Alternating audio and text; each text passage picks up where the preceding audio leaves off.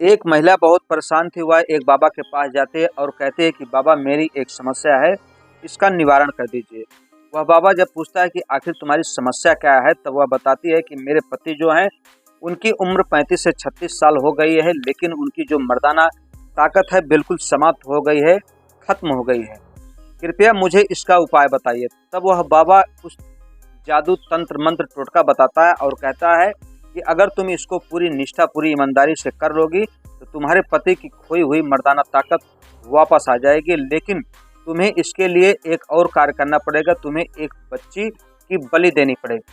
तब वह महिला कहती है कि मैं अपने पति की खोई हुई मर्दाना ताकत लाने के लिए कुछ भी कर सकती हूँ। तभी उन्होंने एक बच्ची जो कि सब्जी बेचती है, 8 साल की बच्ची जिसका नाम आराध्या होता है, उस बच्ची को अपने घर पर चाय पीने के लिए बुलाती है और घर में ले जा करके उसके हाथ पांव को बांध देती है। जो तंत्र मंत्र जादू टोटका उस बाबा ने बताया था, उस ढंग से करने के बाद उसकी दोनों पत्नी मिलकर हत्या कर देते हैं। हत्या करने के बाद उसकी लाश को छुपाने के लिए ले जाकर नाले में फेंक देते हैं। जब इस घटना का खुलासा सोशल मीडिया के माध्यम से, प्रकाश के माध्यम से होता है, तो लोग सोचने पर मजबूर हो जाते हैं कि आखिर एक माँ एक बेटी की हत्या कैसे कर सकती है। कहा जाता है कि माँ होती है जिसका दर्जा ईश्वर से ऊपर दिया जाता है, क्योंकि माँ बाप का जो प्यार होता है वो सागर से गहरा होता है।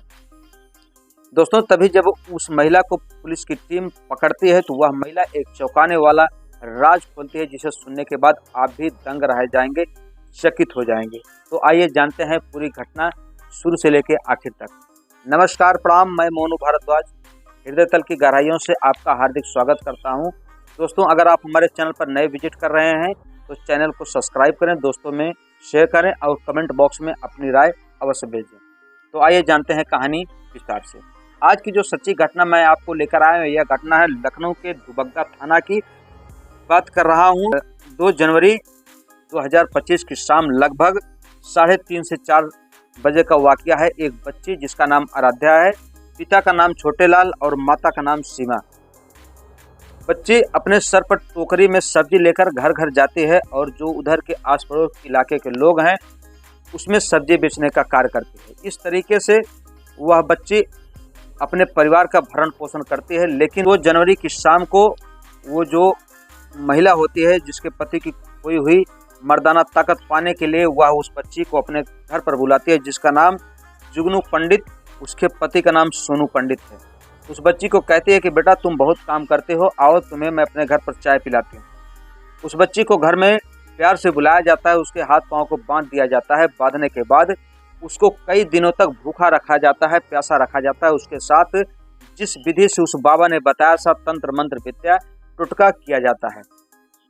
इधर घर वाले काफ़ी परेशान हो जाते हैं, खोजबीन करते हैं, लेकिन उस बच्चे का कहीं अता पता नहीं लगता। तब थक हाकर लोग थाने की तरफ रुख करते हैं और जाकर थाने पर अपनी बच्ची की गुमशुदगी की रिपोर्ट दर्ज कराते हैं। लेकिन पुलिस की टीम इस मामले को बहुत गंभीरता से नहीं लेती है, उसका FIR दर्ज करके चुपचाप बैठ जाती है। इधर घर वाले काफ़ी परेशान हो जाते हैं, थाने की तरफ लोग जाते हैं, लेकिन उस बच्ची के खोजबीन का जो कार्य चल रहा था उसको पुलिस वाले उतनी गंभीरता से नहीं लेते। धीरे धीरे यह मामला सोशल मीडिया के माध्यम से पत्रकारों तक पहुंच जाता है, न्यूज़पेपर के माध्यम से लोगों तक पहुंच जाता है। तभी सोशल मीडिया के लोग जब आते हैं तो दबाव बनाने लगते हैं पुलिस प्रशासन की टीम पर। अब पुलिस की टीम हो, उसके जो उच्च अधिकारी हों, सबके ऊपर दबाव आने लगता है। तब उस बच्ची की खोजबीन की जाने लगती है। दोस्तों, तब वहाँ की टीम पूरे सोशल मीडिया के माध्यम से जो भी खबरें जुटाने की कोशिश कर रहे थे, तो वहाँ का जो CCTV कैमरा होता है उसको खंगालने की कोशिश करते हैं। तभी उसमें देखा जाता है कि बच्ची जो है जा तो जरूर रही है, लेकिन अगले 300 मीटर के बाद उस बच्ची का आता पता नहीं लगता। तब पुलिस वाले समझ जाते हैं कि यह बच्ची इसी 300 एरिया के इर्द गिर्द में है, चाहे जहाँ पर है।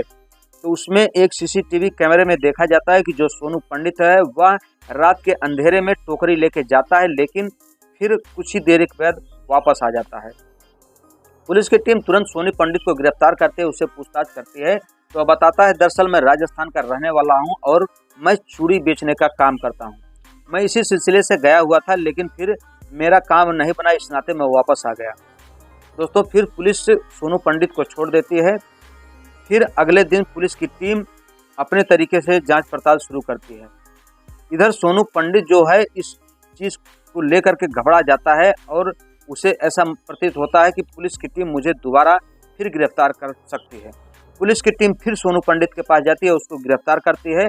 अब की बार उससे कड़ाई से पूछताछ करती है, लेकिन सोनू पंडित फिर वही अपनी बात दोहराता है। इधर उसकी पत्नी जो जुगनू पंडित है तुरंत प्रधान जी के यहाँ जाती है और कहती है, सर मेरे पति को पुलिस की टीम बार बार जो है परेशान कर रही है, उसको गिरफ्तार करके ले जाकर थाने में मार रही, पीट रही, प्रताड़ित कर रही है। तभी प्रधान जी जब थाने पर जाते हैं, उसकी पैरवी करते हैं, तो पुलिस की टीम के पास क्योंकि कोई पुख्ता सबूत नहीं था, उससे सोनू पंडित को छोड़ देते हैं। अब सोनू पंडित जब अपने घर पर आता है तो काफ़ी घबरा जाता है। वह रस्सी लगा करके फांसी के फंदे पर झूल जाता है। तभी पुलिस की टीम को एक सूचना मिलती है शेरपुर थाना के अंतर्गत की एक बच्ची की लाश पाई गई है।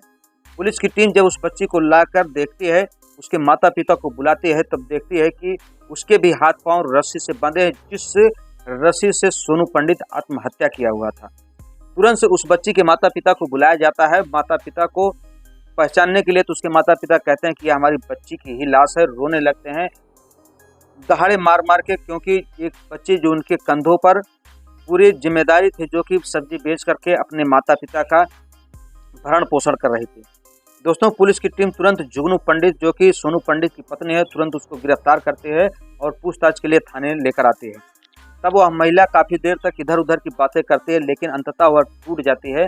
तब वह बताती है, दरअसल जो मेरे पति थे सोनू पंडित, उनकी मर्दाना ताकत खत्म हो गई थी। मैं एक बाबा के पास जाती हूँ तो बाबा मुझे ऐसी ऐसी क्रिया करने के लिए बताता है। इस तरीके से मैंने उस बच्ची को अपने घर में बुलाया, उसके साथ कई दिनों तक उसको भूखा रखा। एक दिन जब हमारी सारी जो कर्मकांड होते हैं सब करने के बाद हम लोग उस बच्ची को हत्या कर देते हैं। हत्या करने के बाद लाश को छुपाने के लिए जो मेरे पति जिसमें चोरी बेचते थे टोकरी में, उसमें रख करके उसको ले जाकर नाले में फेंक देते हैं।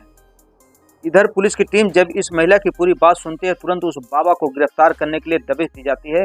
वह बाबा भी गिरफ्तार किया जाता है। महिला को उसके किए की सजा मिलती है। बाबा और उस महिला को इस हत्या के जुर्म में, लाश को छुपाने के जुर्म में जेल भेज दिया जाता है। दोस्तों, लेकिन एक महिला जो कि माँ होती है, अपने पति की कोई भी मर्दाना ताकत पाने के लिए एक निर्दोष बच्ची जो कि मात्र 8 साल की होती है, जिसके कंधों पर अपने माता पिता की जिम्मेदारी होती है, जो सब्जी बेच करके अपने माता पिता की जीविका चलाते हैं, अपना जीविका चलाते हैं। दोस्तों, क्या ऐसी घटना होनी चाहिए? आप कमेंट बॉक्स में जरूर लिखें। पुलिस ने उस महिला को जब जेल भेज दिया तो उसके साथ क्या होना चाहिए? आप अपनी राय अवश्य भेजें।